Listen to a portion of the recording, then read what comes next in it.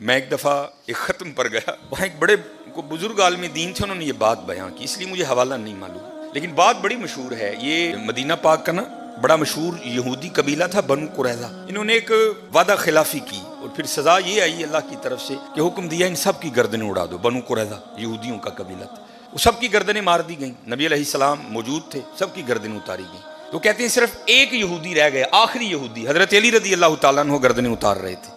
तो नबी अलैहिस्सलाम ने फरमाया अली से छोड़ दो, जाने दो इसे। कोई इख्तलाफ नहीं था, ये था राज जानने के लिए। मौला अली रदी अल्लाह तआला अन्हु ने नबी अलैहिस्सलाम की बारगाह में अर्ज की, अल्लाह के रसूल ये भी तो यहूदी है, जो कसूर उन्होंने किया था इसने भी तो किया है। ए अल्लाह के रसूल आप पर माँ बाप फिदा हूँ, उनकी उतार दी, इसको क्यों छोड़ दिया?